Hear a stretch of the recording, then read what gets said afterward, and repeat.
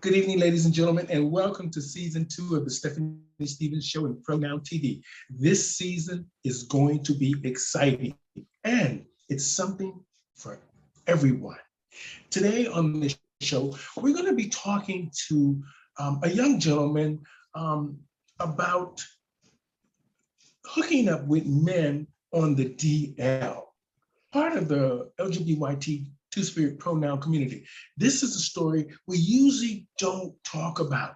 Black men who hook up with DL men or just regular men in general, but consider themselves a specific type for a specific type of gentleman that he is looking for. So today we're going to talk to Michael Clark, and he's going to talk to us about his sexual preference of being a bottom in the LGBT two-spirit pronoun community.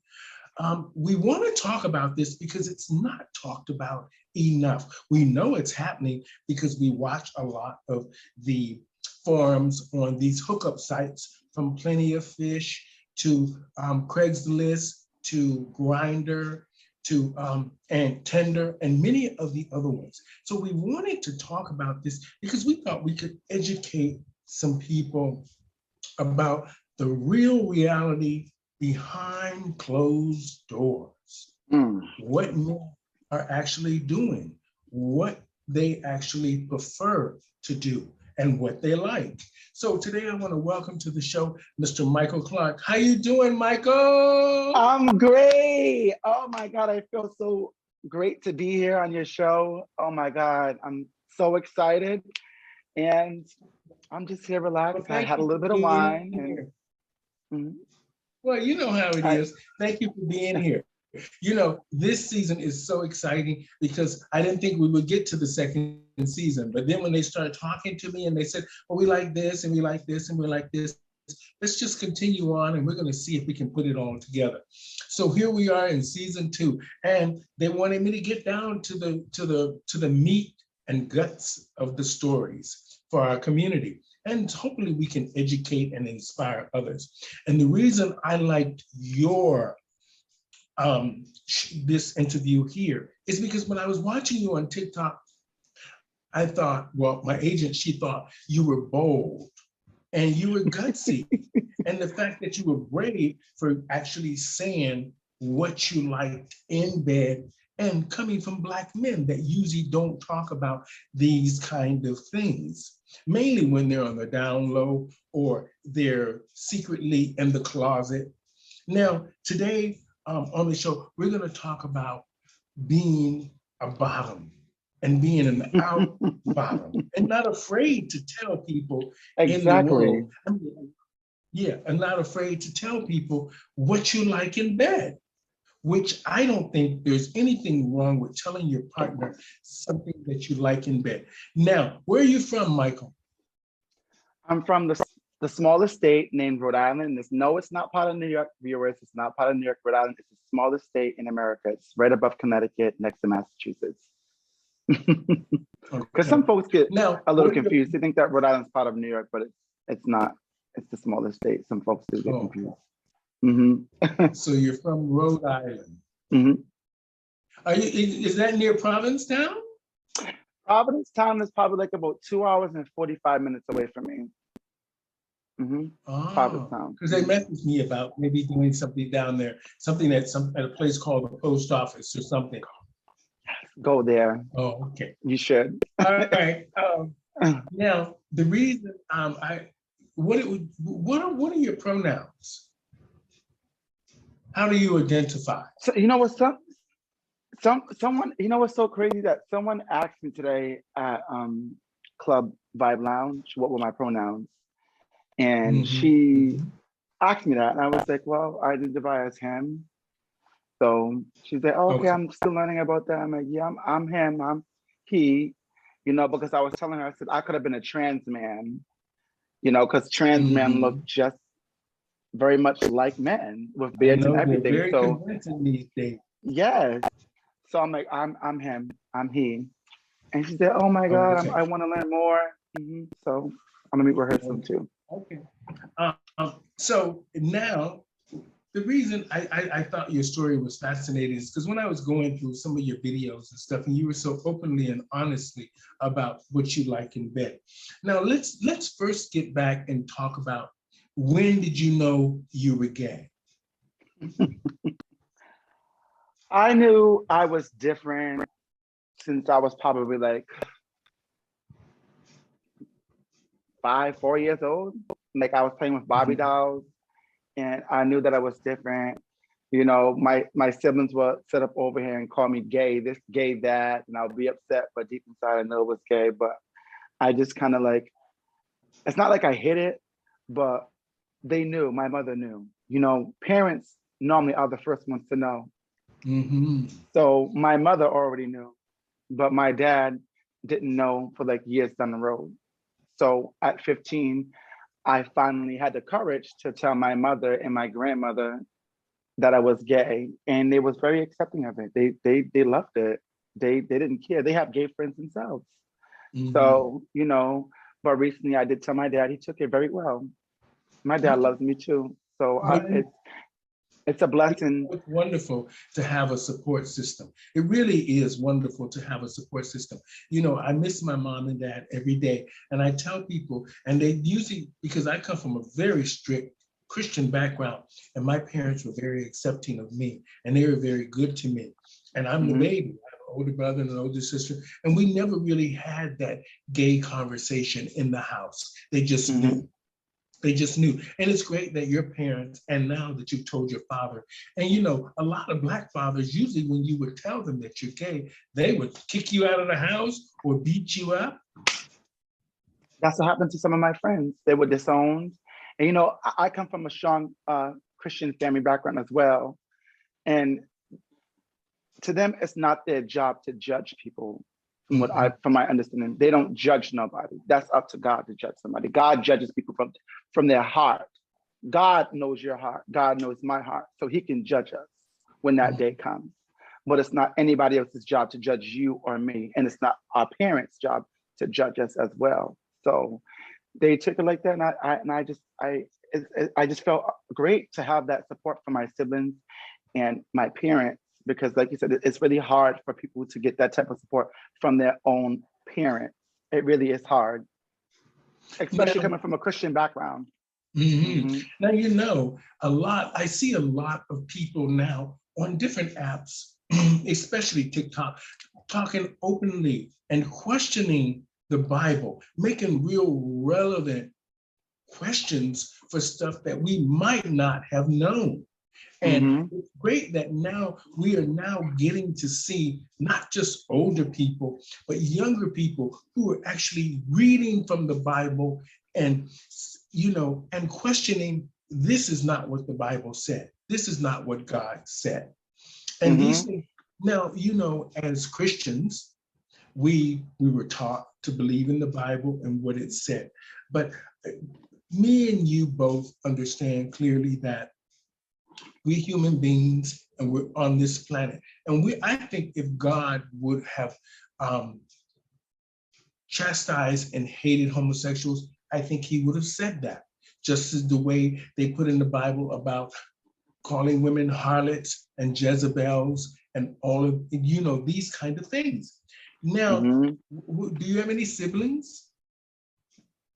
Well, altogether, my mother has 7 kids. So I have 6 other siblings, 5 girls and 2 boys, which I'm counting myself, my little brother. So we have, you know, I have 6 other siblings. Anybody else gay in the family?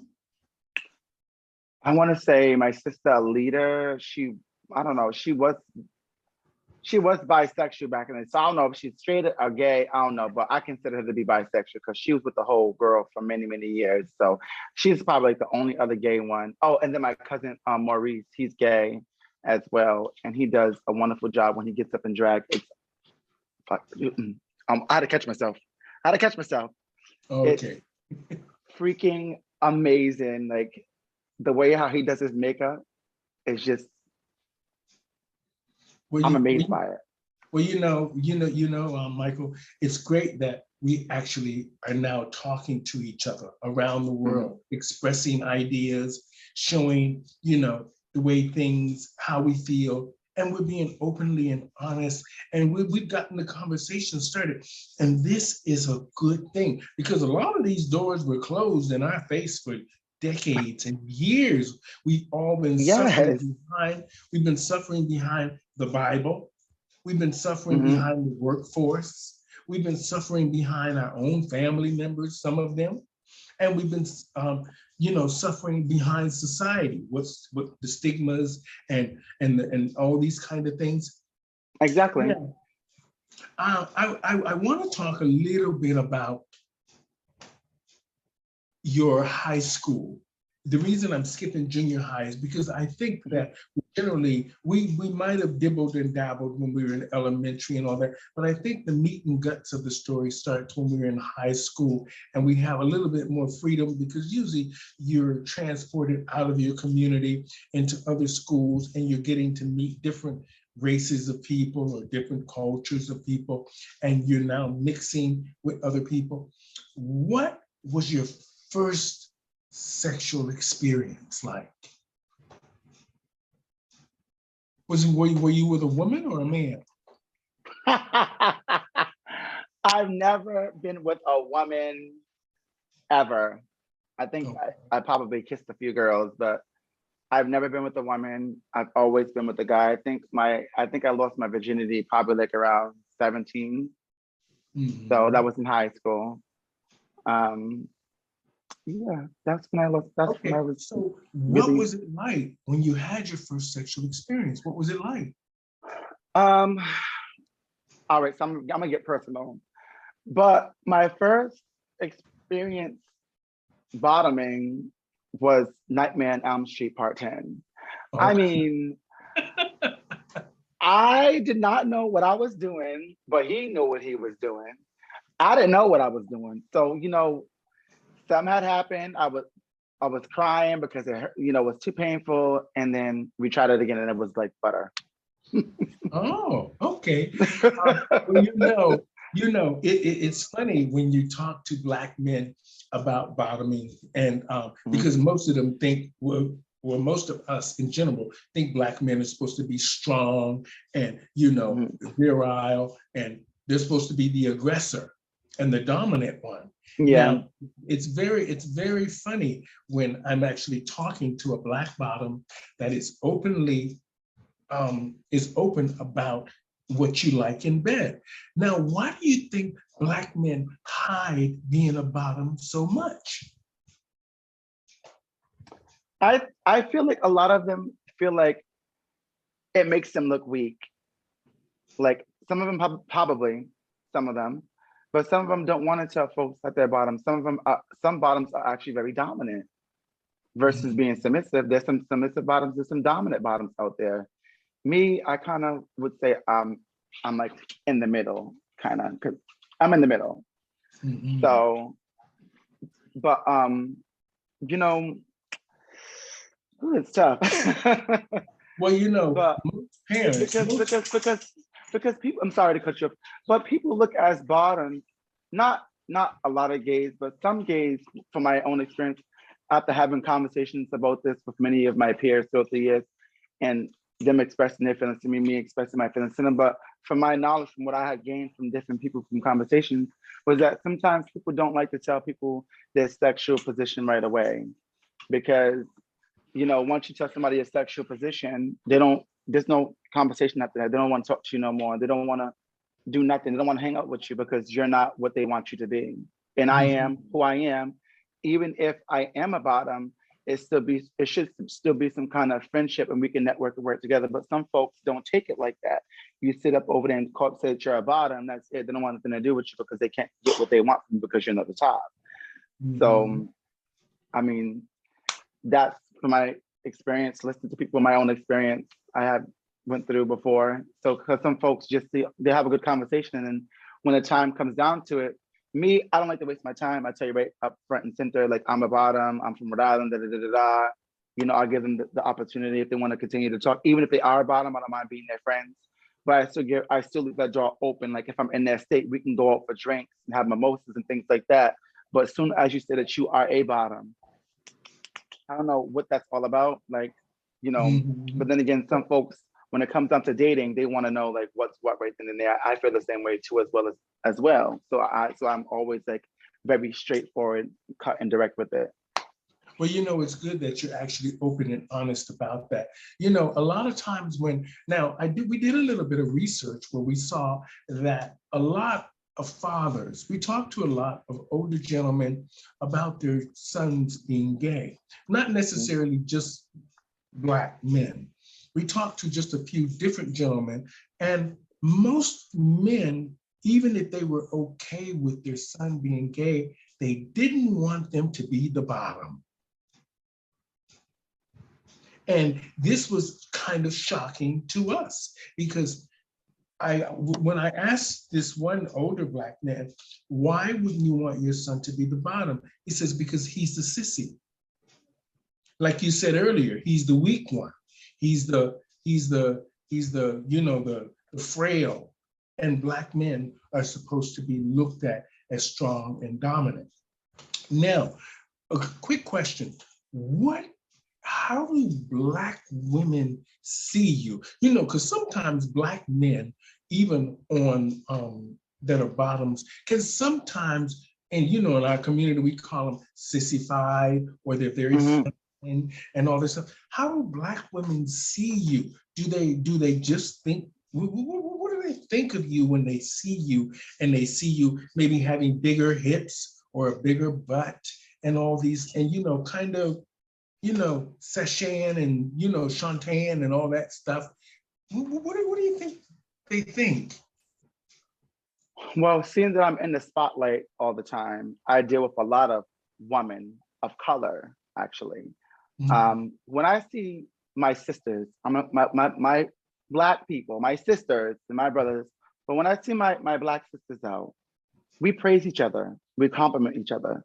We tell each other how handsome, how beautiful you are. That's what we do over here. We do that. We uplift each other. It's never a competition about whose ass is bigger. Shit, I'm sorry. But, that's how we work around these parts of us. I can't speak for everywhere else, but I know like here, like we compliment each other. Like we praise each other. We try our best to work with each other. Like I just left that business meeting, like I was interested in the African jewelry and stuff like that. So we try to work with each other. And I never had that case when it comes to Black women over here, because we always seem to praise each other all the time. So now I know. Now, a quick question. Now I know that you run into some opposition with men, I do that. Heterosexual men, and how do you cope with that? I'm so glad you asked that question. It's a very important question, actually. I want to say if it was like 5 years ago, I probably would be cussing them out and saying all kind of nasty things to them. But being age 31, I don't have that type of energy no more. That energy left my spirit. However, I had gotten to an altercation with somebody online about Lil Nas X. And, I was commenting, the person was being nasty to me. And then, you know what I said to him? I said, I love you and you have a great night. #love wins. And when I wrote that, this man came back and inboxed me a very respectful note. And he said, we need more people like you. So we don't have to always reply back to a negative. We can always give a positive to a negative and turn that negative into a positive, like I just did. We need more of that. And that's exactly what I did. Wonderful. So now, that's wonderful. Now, let me just ask you, since you mentioned it earlier, what do you think about all of this Lil Nas X controversy? I must say that Lil Nas X is doing a wonderful job when it comes to marketing. And the reason why I say this is because Lil Nas X, I've been watching him. Lil Nas X and his team knows exactly what they're doing. They know how to get the people talking. So when people are sitting up over here saying negative things about him, they're still talking about him. They're still mentioning him. When people are talking positive about him, they're still talking about him. So of course they're going to drive those numbers up. So either way, he has everyone talking, and this is why he's number one. He's making it because he has homophobics talking. You have the LGBTQIA plus community talking. Everyone's talking about him, and that's what he's doing, and that's what I'm seeing. You know what I like the most about him, and it's not even because you know me. I really don't like rap, and I don't dance anymore like I used to, and all this kind of stuff. But what I like most about him is when you watch the stuff that he's doing, you can see that it's not pushed or contrived. It's a natural thing from him. It's probably because he's so conditioned from all the stuff that was taught to him before, and it just it's irrelevant in this day and time. So I mean, stuff that he was doing with the BDSM stuff and the church stuff and the pregnancy, this usually would have people really up in arms. Yeah. But for some reason, it didn't get that boom that I thought it would get. So that means that somewhere along the line, we are communicating and understanding, but still there's that opposition because of either the Bible or our backgrounds or where we're from. I mean, you're a young person, so you know. I mean, I'm 60 years old, so it's your turn now. So I'm glad that it's coming from a young person about what is happening today. Now, I want to ask this question because I think it's important. Since the lockdown, and you haven't been able to really hook up because, you know, the bathhouses and all these things are probably shut down now because of the pandemic and all these kinds of things. So what did you do during the pandemic when you were lonely? All I did was really eat and go to work like 80 hours a week and post like funny content all over my social media. And I kept myself busy because I felt like when I was in the house, I started to get really depressed. So I had to pull myself together and get out the house. Even though there was COVID going on, I still was outside. I still was doing like photo shoots and stuff like that safely. And that's how I made it through. You know, some folks, unfortunately, their stories are different from mine, but I just know that I kept myself busy, which is extremely important because when you are by yourself for all those months and days, hours, seconds, minutes, you know, you tend to go crazy because you're behind four walls all the time. So I made sure I didn't fall into that depression. So I kept myself busy. Wonderful. Now, I want to talk a little bit about Black men on the DL.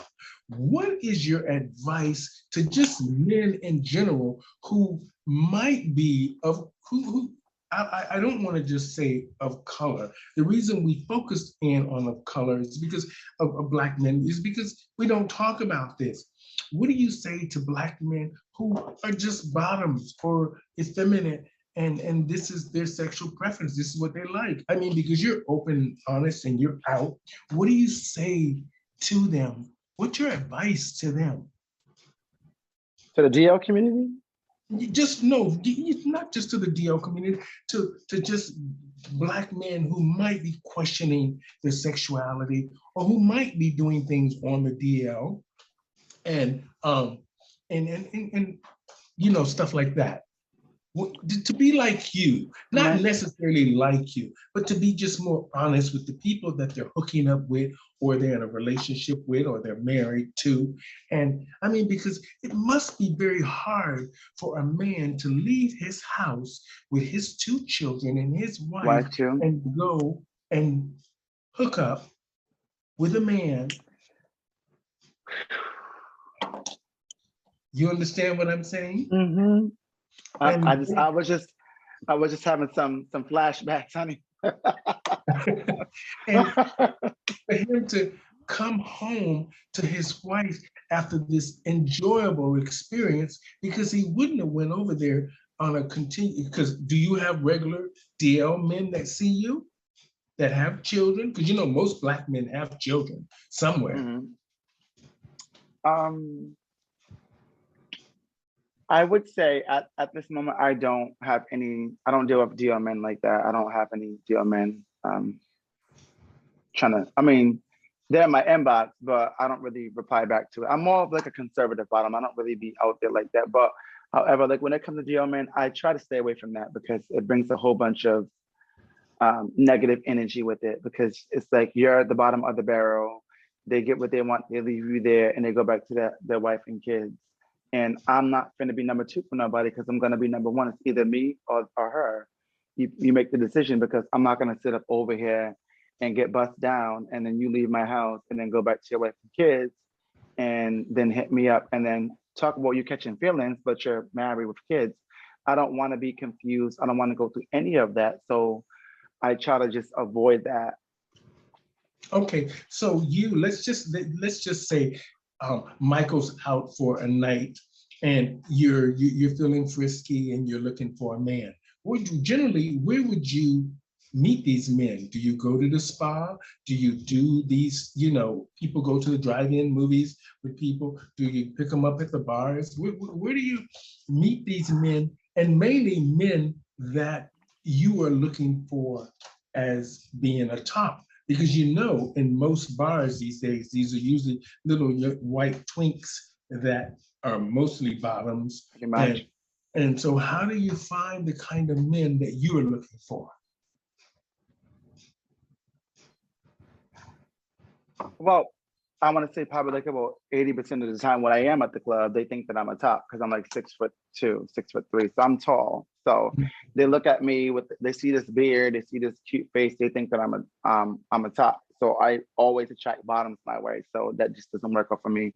But there have been times where there has been guys who come up to me and compliment me and tell me how good I look and things like that, and the conversation that goes from there. But right now, I haven't really been so focused on dating like I used to, because I have to get myself together first before I can date somebody else. So that's the most important thing with me. But back in the day, yeah, I would meet them at the bar and stuff like that. We'll go home, do 1, 2, 3, get out, see you later, boom, boom, boom, because no one really wanted, still to this day, a lot of them don't want a relationship. They want to dip and dabble and then lead you on. And that whole entire time, as they're leading you on, they got a whole boyfriend and things like that. So it's like, I'm very cautious when it comes to dating somebody, because I don't want to get another letdown after letdown. I take a different stance from it now. So I have to really look into this person before I sit up over here and give them the time of day, because I don't want my time to be wasted, because that time I invested into that person could have been time I invested into myself. Okay. Is same-sex marriage legal in Rhode Island? Yes, it is. Mm-hmm. Okay, that's wonderful. Mm-hmm. Now, I actually was married. We'll say that. I actually was married legally. So, yes, been through that too. Just a couple of more questions, because you've been very interesting, and we've been safe so far the whole show. So she's sitting here and she hasn't said anything. Usually she's like, your manager? Yeah. Your manager said, "Oh, tell us hi." And she's very quiet. And usually when I'm saying something that I ain't supposed to be saying, and she's all but things are going well, she says. Now let's talk about you. Have you ever been with bottom men that did you ever take a bottom home and he was okay with doing what you wanted to do? Yes, many moons ago. Yes, I was fooled. Actually, I was fooled before, but yes, I have. A few times. It must feel weird when you get home with another bottom and the bottom says to you, well, you do me And then once you've done them, that's if you agreed to do that. And then all of a sudden, they're not interested in the sex anymore because they either thought maybe that you were attractive or you had a large member and they like that kind of stuff. And and they just used you to get what they want. Have you ever been tricked like that? I have. And when I came to those situations, I just like, no, because they knew I was a bottom. I let them know. And they was like, oh, well, I top here and there. You know, I like top. I'm like, okay, well, I already had a few drinks in me. Let's go back to my house. But that was years ago. That was like the young me, like the early 20s. So now it's like I've grown up from that. I carry myself differently now. So no, I don't deal with that stuff anymore. But I have run into that a few times and respectfully decline and got them back home. Okay. Now, the reason I'm asking you this is because she wrote down these things here for me to ask, and I think that they make sense. Now, I want to ask you another, a sort of a personal question in the same line as this. Have you ever been home with a married couple, either two guys, or same-sex partners, or husband and wife? And have you ever been home with people like just that random hookups? Well, I had a threesome with a couple years ago in Bronx, New York, but that was probably like when I was like 2021. But that was just the first and last time. Was this a hetero couple or same No, sex? it was gay, same sex. Okay. Good boyfriends. I think I was like 20 when I did that. But you know, like that's not me. I tried it, I experienced it, and the way how I hold myself to like a very high standard when it comes, especially to my body. Like I just can't do that at 31. I can't do that, you know? So some folks are in it, congratulations to them in their party relationships, but I don't see myself doing that now at age 31. Years ago at 20, I have tried it. It was very interesting, but it wasn't for me. Okay. Now, another question in line with that. Now, we know and we can talk more openly about this because I see a lot of people talking openly about HIV now and how far it has come, as far as the treatments have come and the advancement of people living longer and doing better, which is an amazing thing. Now, being a bottom doubles your chances for contacting HIV. Now, I'm sure you probably have heard that. We actually dug a little bit into it. Are you afraid of that? No, I'm not afraid of it. And I noticed something when I went to Atlanta recently to lay my grandmother to rest. And I had a lot of conversation with boys off of Jax, which is a gay app. And lots of them I was chatting with. A lot of them was just always talking about raw sex. And I think that's another huge issue going on in Georgia, where a lot of them do like to have raw sex and not take care of themselves and spread the virus around. Now, if this was like in the 1980s, it'd be a different story. But we're in 2021 where there's PrEP and you can actually protect yourself from HIV and getting the transmission. Truvada actually lowers the chance of HIV/AIDS being transmitted to you. And you know, some folks back then are so ignorant of not having any knowledge on it. You know, before people that, if you sit on the same toilet with this person with HIV, you'll catch it. No, it's all through bodily fluids, you know, like blood, things like that, open cut wounds, you know, and those are the things that people of color need to educate themselves on it. That's most important. So that's a whole different conversation, but that's also important for our people to actually educate themselves on that, because I feel like they're not very well educated on it. They hear the word HIV/AIDS, sorry. They're screaming. I had to catch myself again. They're screaming. I'm like, girl, relax. Girl. Well, Michael, I'm gonna say this. I take my wig off to you because I give you credit. It must take a lot of balls, a lot of guts to just be open and honest. And I think that is the way to be. And I like the fact that you're straight up. This is what I like. So this way because when you know, a lot of the time when we get in bed with people and we expect certain things, 80, I would say 50 to 60% of the time, we're disappointed.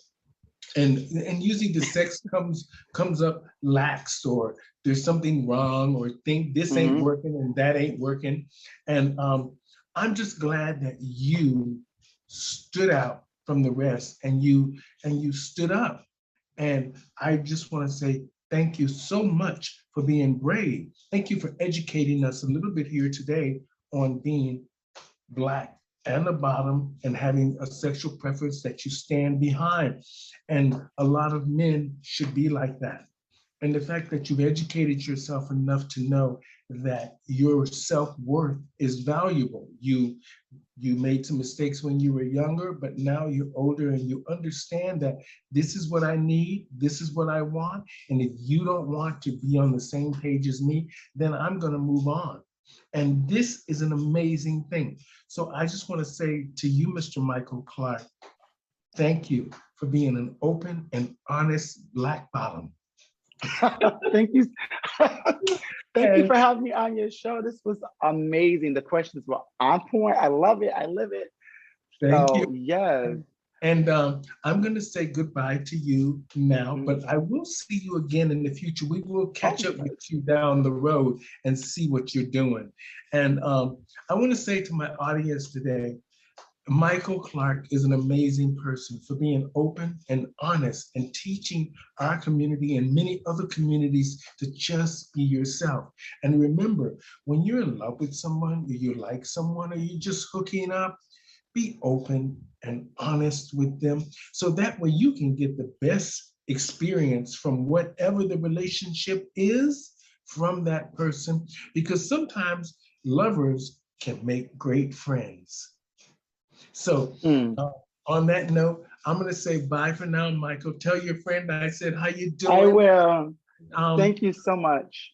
I want to say thank you to my audience out there. Thank you for watching. This is season 2. Today we had Mr. Michael Clark on all the way from Rhode Island. And we want to just say thank you, sir. And we will talk to you soon. Yes. Thank you. Have a great night. You too. Okay.